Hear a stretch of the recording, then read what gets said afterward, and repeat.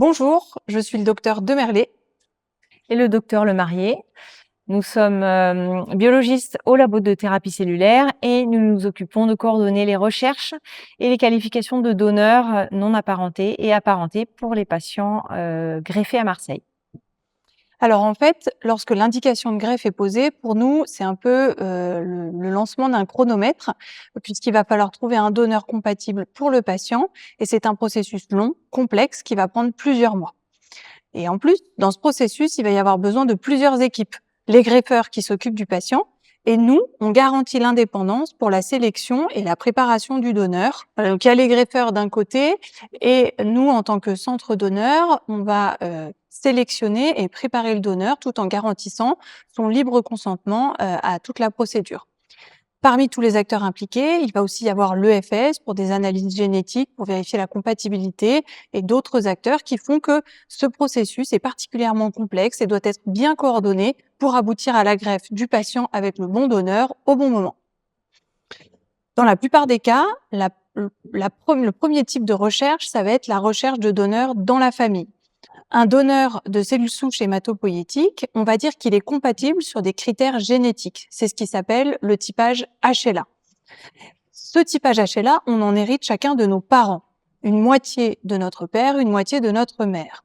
Ainsi, parmi nos frères et sœurs, on a à peu près une chance sur 4 d'avoir un frère ou une sœur qui aura hérité des mêmes haplotypes, donc des mêmes paquets maternels et paternels.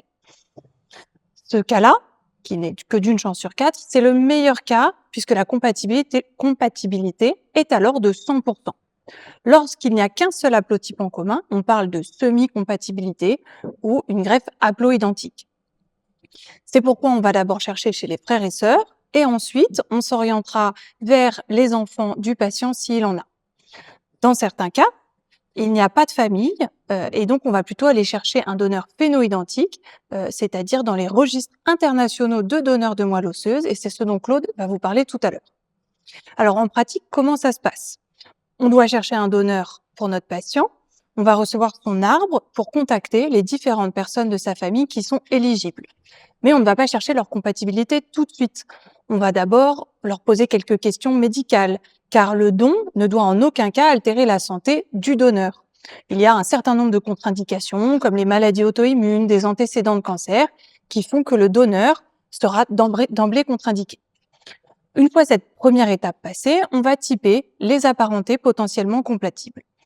Avec ces résultats, ça nous permettra d'en sélectionner un pour lequel on va pousser les bilans un peu plus loin, à savoir vérifier quel type de maladie infectieuse il pourrait avoir et transmettre au patient, et aussi recueillir son consentement libre et éclairé auprès du tribunal. Lorsque le donneur est sélectionné, il va être vu en consultation par un médecin de notre service, c'est-à-dire un médecin qui est indépendant des greffeurs. Et c'est lui qui va s'assurer de la condition physique et psychique du donneur afin que le don se fasse en toute sécurité pour lui. Lorsque le donneur est qualifié, ça permettra à l'équipe de greffe de commencer le conditionnement du patient et on arrivera au jour de la greffe. Une fois le donneur qualifié, le patient va pouvoir commencer son conditionnement, c'est-à-dire la chimiothérapie, pour aller jusqu'à la greffe. Et maintenant, c'est Claude qui va vous parler des modalités de prélèvement pour la greffe. Le jour de la greffe ou la veille de celle-ci, le donneur va donc être prélevé, la plupart du temps par cytaphérèse, c'est-à-dire en ambulatoire, ou de temps en temps, dans à peu près 15% des cas, par un prélèvement de moelle osseuse au bloc opératoire. Donc là, on vous a parlé des dons en apparenté, donc en intrafamilial. Dans de nombreux cas, il n'existe pas de donneur compatible ou partiellement compatible dans la famille et donc nous avons recours à la sélection et à la recherche d'un donneur sur les registres internationaux ou nationaux. Les modalités sont les mêmes, sauf que le donneur est typé, qualifié et prélevé dans dans l'hôpital à proximité de son domicile par un centre donneur de façon anonyme. Le greffon est alors transporté jusqu'au centre greffeur par un transporteur habilité.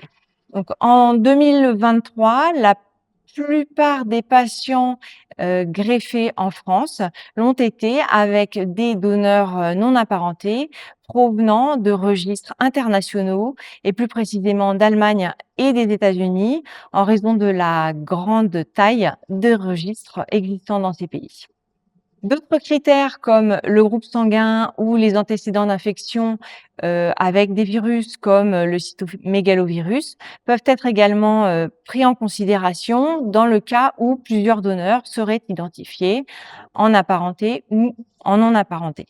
Le type de donneur recherché pour nos patients a évolué au fil du temps.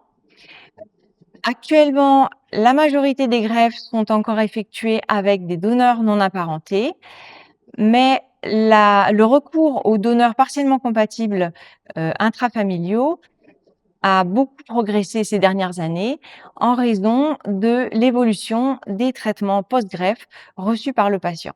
Si vous voulez devenir donneur volontaire, il est facile de s'inscrire sur les fichiers de donneurs français. Il faut s'inscrire sur le registre de l'Agence de la biomédecine et effectuer un typage HLA par une analyse salivaire à son domicile, puis répondre à un questionnaire médical. Vous serez ensuite recontacté par l'Agence de la biomédecine ou l'Établissement français du sang si votre typage HLA est compatible avec un patient à greffer.